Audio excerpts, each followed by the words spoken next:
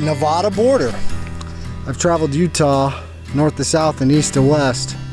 And here at the border is the Border Inn Hotel. Of course, it's Nevada, so there's casinos and slot machines and probably liquor. I'm gonna go in. There's a cafe, and I've been told by Dan, who I met in Delta, that the food is good and not expensive. So I'm gonna go in and have a meal and water up and move on to the west. Okay, so I'm about 3 or 4 miles from the Border Inn, which is over there, where that dust is coming up from the truck going down the road. And I'm approaching the town of Baker, which is right here. And you can see the eastern slope of Great Basin National Park. And of course, this is the dry side. And the other side, where the fronts come in from the west and the south, would be the wet side.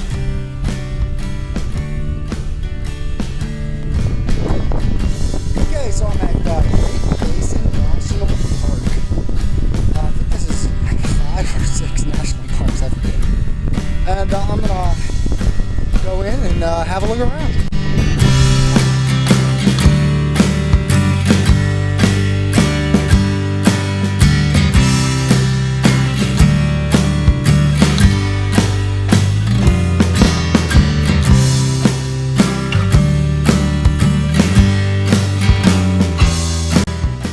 And joining me now here at Whispering Elms Campground, just across the street from Great Basin National Park, is Matthew from Vet Ride for Life. And you rode for a long way on Vet Ride for Life. Yeah, it was 18,800 miles. 18,800. Almost 19,000 miles. Yeah, it was just shy of 19,000. And how long did that take you? 572 days I was on the road, including roughly a month where I was laid up when my bicycle was stolen in San Diego. Oh yeah, the infamous San Diego bike thieves stole your bicycle. It was a Trek 520, right? Yeah, it was a Trek 520. Along the Pacific Coast, I'd put quite a bit into the bicycle, so it was really disappointing. Literally the day before it was stolen, I had new tires, new crank, everything put on, getting ready to go across. But here we sit in front of a beautiful Co-Motion bicycle. This is your new ride, and I got the privilege of riding a Co-Motion bicycle today. Thank you, man. Yeah, no problem. Appreciate it. My pleasure. And this trip that you're doing now, you're about to begin another bicycle trip, and we just by happenstance met each other. Yeah. As a matter of fact, right over there on the road, which is the ACA Western Express. And Matthew came up to me and said, "Hey, I know you." I'm like, "No, you don't."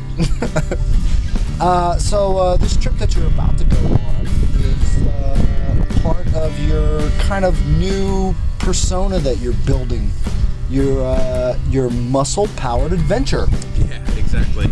This is going to be 300-mile Utah Cliffs route. The Utah Cliffs? Yeah.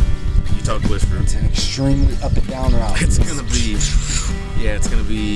be tough, and haven't been on the bike literally since I ended the tour. Which is only November 11th. That's right. Which is only just a couple months ago, about 6 or 7 months ago, or 8 months. Well, geez, time goes quick. So. It does. Yeah. So I'm gonna go do that. I hope to do it in a week, and it'll be my first time on the bike. Since the tour ended, I'm looking this year. I'd like to get 20,000 miles logged going into next year. So 20,000 miles of bicycle muscle-powered travel. Awesome. Muscle-powered adventure. Muscle-powered. Like you spoke, it's something I'm starting up, just in the beginning stages of it, and it's gonna be all things self-powered adventure, long-distance hiking, climbing, paddle, canoeing, hike, and bike. Anything, but you got to take yourself there under your own power. Travel-based adventure.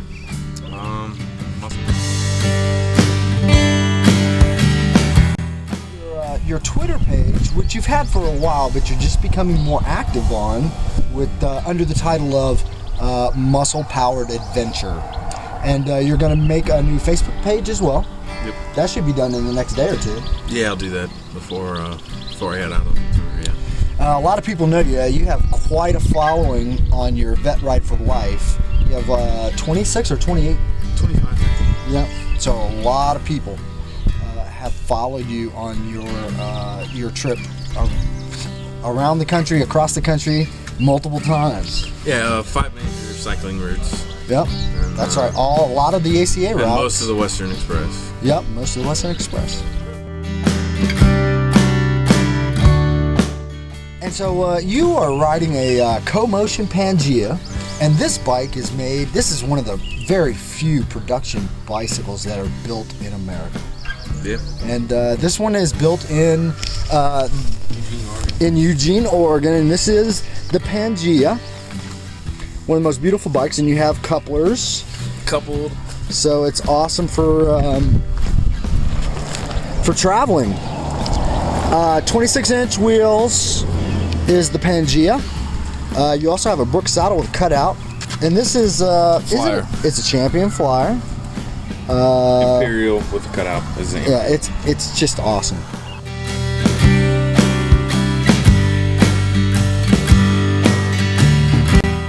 Started a YouTube channel. You only got a couple of videos on there, and we're trying to get the followers from your Vet Rides for Life or Vet Ride for Life to kind of transfer over to MPA. Yeah, I need to make some posts online. I just got the YouTube pages going. I'd like to share some videos, just of the videos that I have in the past from the bike tour, stuff that I'm going through now, as well as things that I'm going to do in the future. Muscle Powered Adventure, YouTube, Twitter. Yes, YouTube and Twitter and Facebook. Yep. I'll get that up and going. Yeah, fantastic. That's the plan. And yeah, I'd like for people to follow along and also have it be a community. Other people that are out there on tour. Or that's hiking. outstanding. You know, there's so many people out there who are inspired by what you have done, and they're looking at what you're accomplishing now. I mean.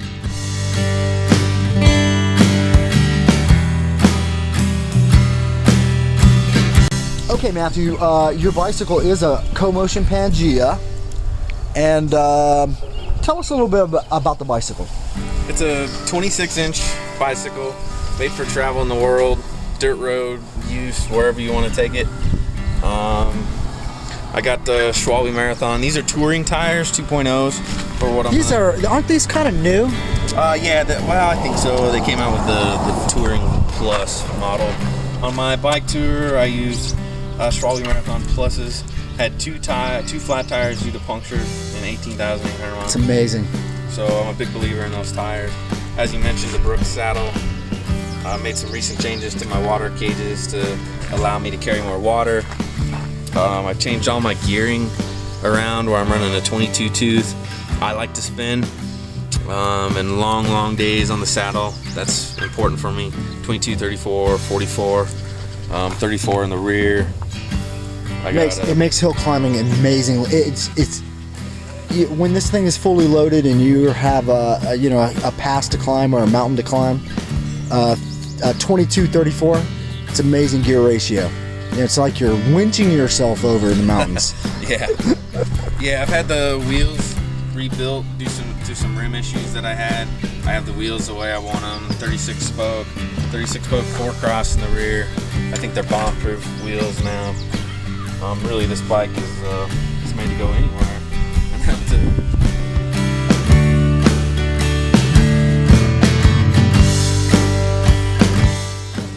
Somebody asked you, I'm interested in bicycle touring. I want to get started, but I don't really know how.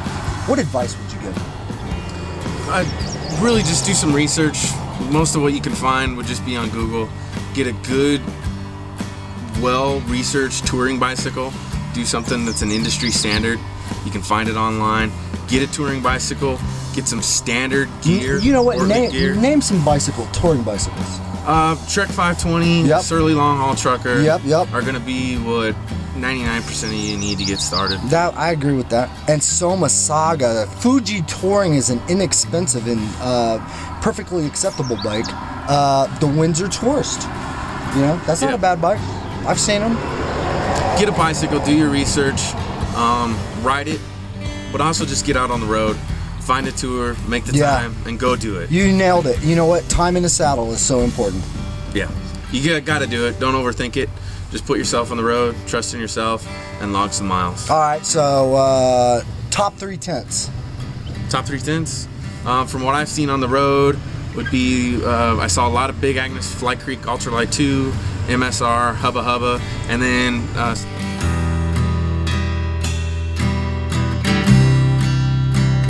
Top 3 stoves.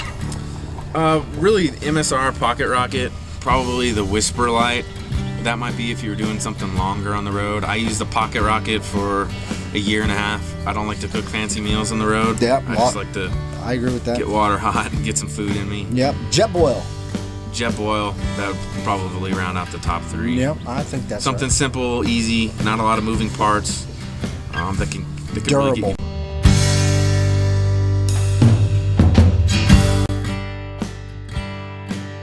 Panniers for bicycle touring.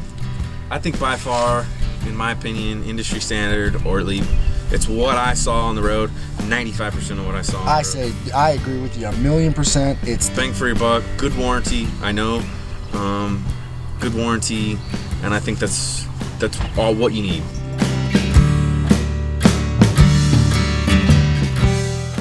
I spent the entire winter living on a bicycle, mostly in the desert Southwest, but I experienced some extremely cold weather, and I'm a big fan of Smart Wool base layers. Do you have any preference?